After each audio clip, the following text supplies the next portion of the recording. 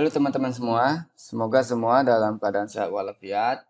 Jadi kita akan lanjutkan materi berikutnya. Kalau sebelumnya kita telah membahas fungsi string, kali ini kita akan ke VLOOKUP ya. Jadi VLOOKUP ini adalah rumus yang paling banyak akan kita gunakan nanti di perhitungan akuntansi. Bagaimana sebuah VLOOKUP tersebut dapat menampilkan jumlah nilai dari setiap akun pada jurnal ya. Jadi yang pertama kita kenal, kita akan bahas dari fungsi dasarnya dulu, VLOOKUP. Jadi sebelum VLOOKUP itu adalah mencari sebuah nilai, misalnya tunjangan ini, si Endang ini berapa sih harusnya memperoleh tunjangan. Dilihatnya dari mana? Dilihatnya dari golongan.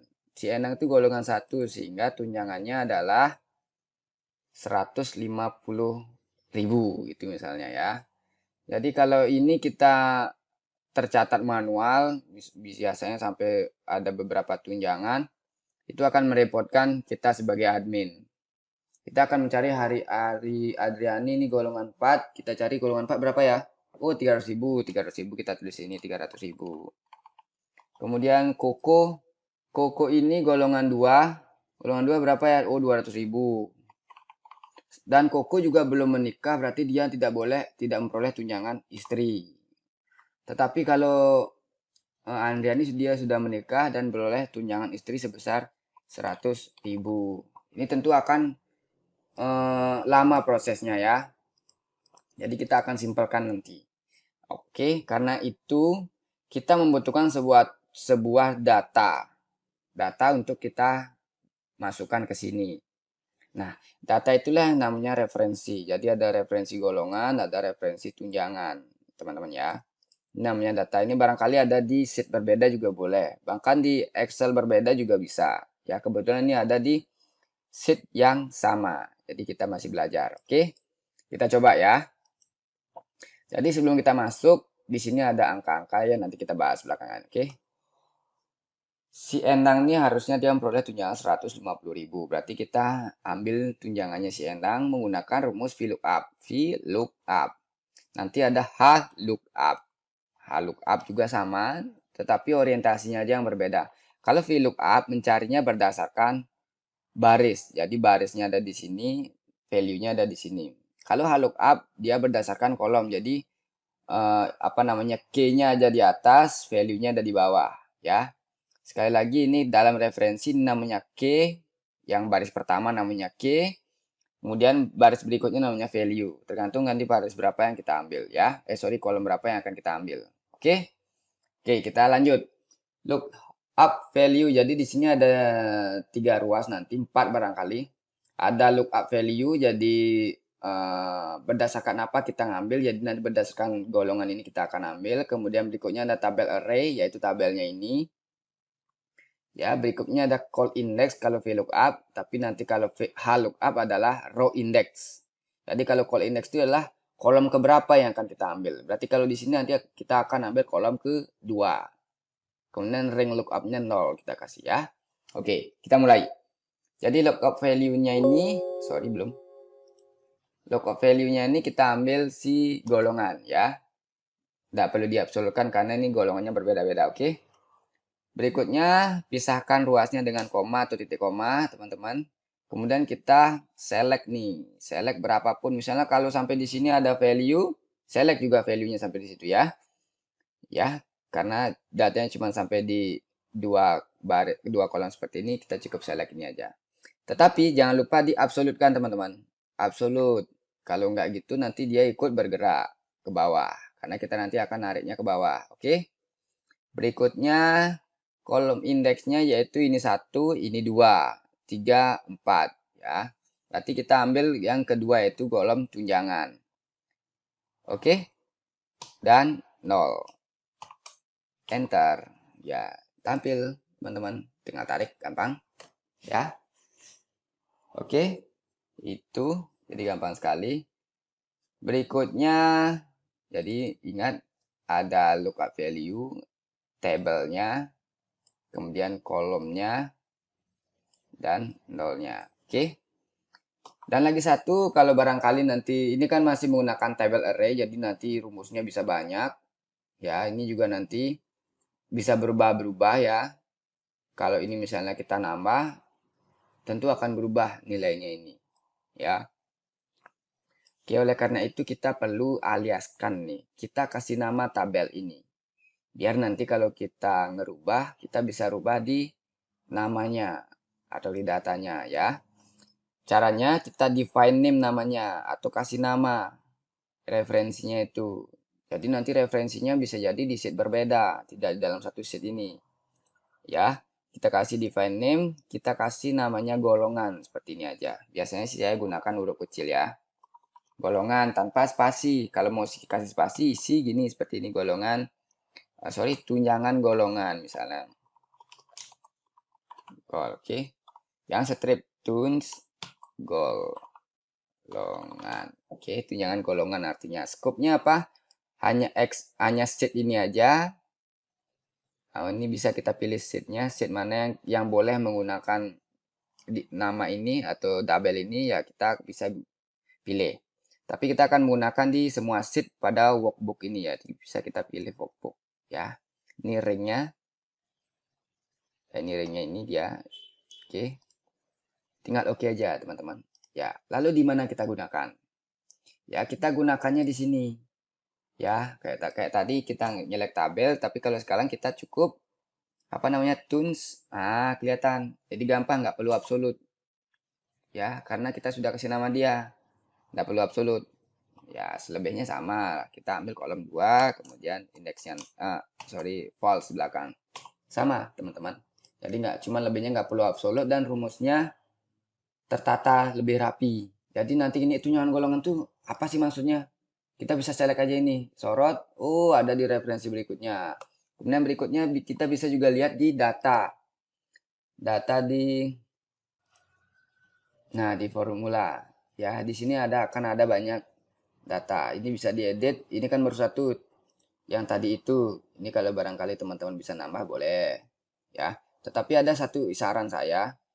Biasanya dalam sebuah referensi ya, ini penting teman-teman. Jadi biasanya dalam sebuah referensi, jangan sampai teman-teman membuat 2 dalam satu referensi. Nanti akan membingungkan. Kita kalau mau mengganti, kita edit aja ya. Ini kita lebihkan. Kenapa ini saya lebihkan ya? Tujuannya apa? Nanti ketika kita insert, biasanya saya lebihkan 2 atau 1 aja. Ketika kita insert, ya, ketika kita insert baris baru, barangkali ada golongan 5 ya. Ini bisa kita insert dulu. Insert ya. Ini kita bisa insert di sini kalau down, insert cell down. Sorry, di sini cell down artinya cell downnya itu apa namanya, ini yang dibawa ke bawah.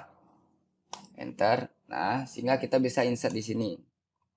Golongan 5 misalnya 600.000. Nah, ini nggak perlu ngubah rumus teman-teman.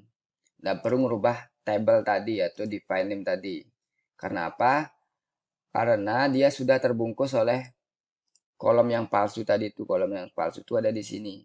Dia ikut bergerak juga teman-teman. Jadi coba lihat ya. Nah, dia ikut bergerak ya. Jadi nanti kalau ada insert baru ya kita tulis di sini insert. Intinya kita insert sebuah data baru berada di ringnya ini. Jangan sampai kita insertnya di bawah ringnya, maka dia tidak akan terekam atau tidak terdaftar di data ini. Oke, itu saja. Oke, berikutnya saya akan memasukkan tunjangan istri, jadi sama dengan tunjangan suami. Oh, sorry. Ini gunakan absolut saja ya, karena cuma 1, berarti kita bisa gunakan absolut. Jangan lupa F4 kan. Ya, absolut. Ini ngambil, ibaratnya copy data ini ke sini. Ya, tetapi ada if-nya loh. Jika nikah, baru dia memperoleh tunjangan. Ya, berarti kita akan menggunakan if di sini. Ya, jadi if itu seperti ini. Kita akan singgung if sedikit. Saya gunakan notepad ya. Jadi if seperti ini ya. If kondisi, kemudian kondisinya apa? Kemudian kalau true kita munculin apa? ini true, ini benar ya, kita akan munculin apa. Tetapi kalau salah, kita akan munculin apa. Seperti itu if-nya, ya. Jadi if kondisi seperti ini, true apa, false apa, ya. Tetapi nanti di belakang akan ada if banyak. Jadi si false ini bisa teman-teman kasih if lagi. Jika misalnya dia nikah, maka dia memperoleh tunjangan. Tetapi kalau kita tidak nikah, kita kasih if lagi. Misalnya kalau dia lagi jomblo atau lagi pacaran, kita juga kasih tunjangan. Misalnya, if ini nikah, ya, ini nikah sama dengan true, maka kita kasih tunjangan. Oke. Tetapi kalau dia tidak nikah, kasih if lagi. Jangan lupa ditutup langsung biar nggak bingung teman-teman. Kasih if lagi jika dia jomblo, pacaran ya, pacaran. Maka pacaran sama dengan true, maka kita kasih tunjangan pacaran misalnya. Ya, tunjangan pacaran. Ya, tetapi kalau tidak baru kita kasih 0. Itu misalnya. Boleh, akan ada if bersarang di sini. Jadi nanti teman-teman bisa ganti di false-nya aja. Oke? Oke, itu. Kita lanjut sekarang. Berarti kita kasih if di sini dulu. If si si Endang nikah, berarti kita select ini. Ya. F5 sama dengan nikah. Jangan lupa petik. Ini harus persis sama ya. Jadi huruf kecil pun mempengaruhi, kemudian spasi juga mempengaruhi. Misalnya si nikah ini ada spasi, maka di sini juga harus ada spasi. Tapi kalau si nikah ini nggak ada spasi, di sini juga nggak ada spasi, ya. Jika dia nikah, maka dia memperoleh tunjangan, berarti ini ambil. Nah, juga jangan lupa diabsolutkan. Tetapi kalau tidak, kita kasih 0 saja, ya. Enter. Kita tarik ke bawah. Oke, jadi ada beberapa yang belum nikah. Ya, tapi andaikan misalnya ini spasi, mah nggak akan benar rumusnya dia. Ya, jadi teman-teman bisa hilangkan spasinya dulu. Di rumus boleh dihilangkan spasi menggunakan substitut tadi, boleh ya. Kemudian jumlahnya ini kita lihat jumlahnya gaji pokok plus tunjangan. Berarti gaji pokoknya ini plus tunjangannya. Oke, kita enter. Ini relatif karena beda semuanya. Infaknya jumlah dikali 25%. Boleh. Jumlah dikali 25%. Sorry. 2,5%. Boleh. Ya. Tarik. Berarti dia potongannya 10.000 dari 400.000. Oke. Ya. Ini boleh seperti ini 2,5% atau dibuatkan absolutnya di kolom berbeda seperti ini juga boleh. Misalnya infak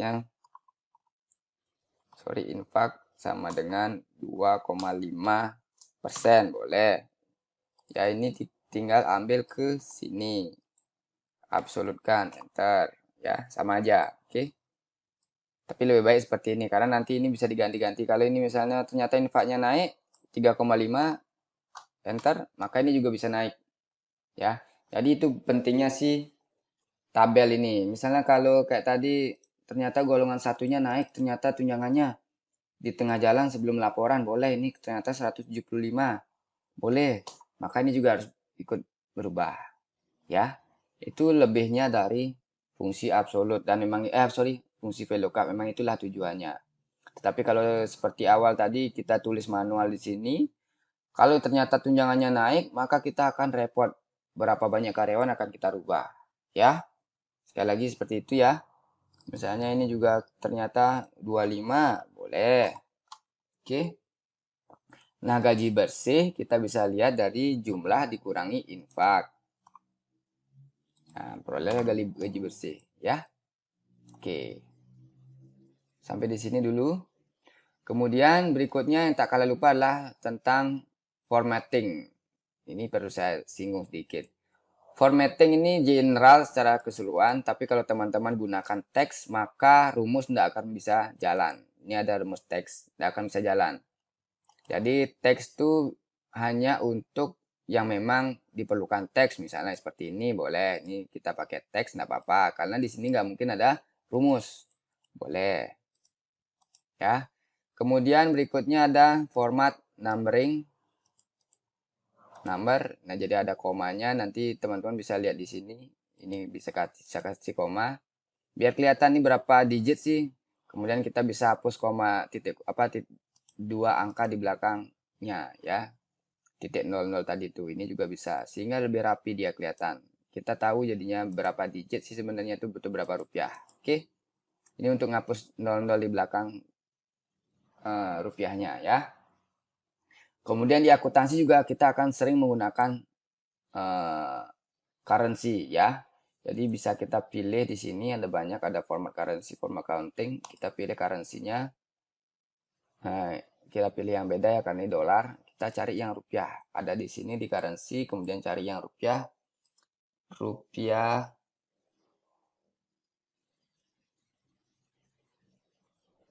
Nah, ini Rp Indonesia. Nah, kita bisa cari ini. Custom yang Rp boleh kita pilih yang ini misalnya.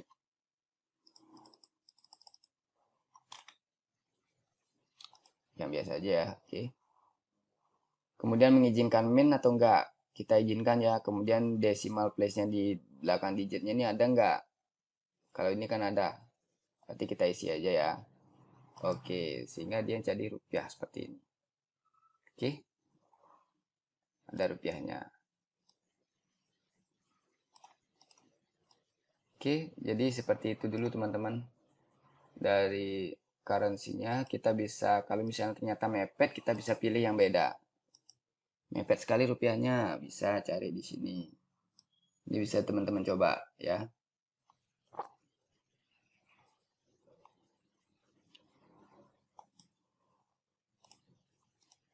Ya, boleh sehingga ada jarak dia ya. Tidak mepet. Oke.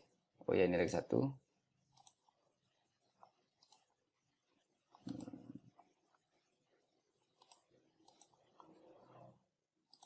Tapi currency-nya ini masih non.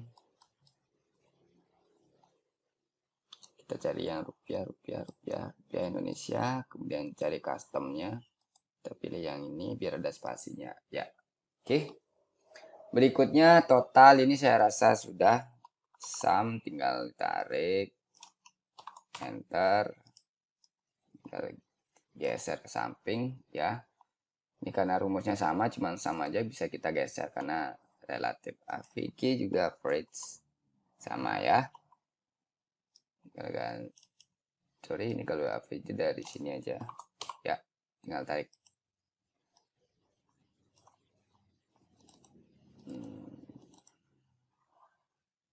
Oke.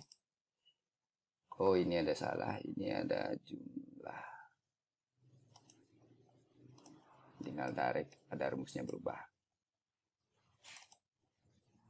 Wala, ini berapa ya? Kita tulis apa ya tadi ya? 250 kayaknya. Oke. Oke, sekian dulu VLOOKUP-nya. Ini masih dasar, nanti berikutnya kita akan kembangkan yang lebih powerful. Oke, terima kasih. Sampai di sini dulu. Selamat bekerja.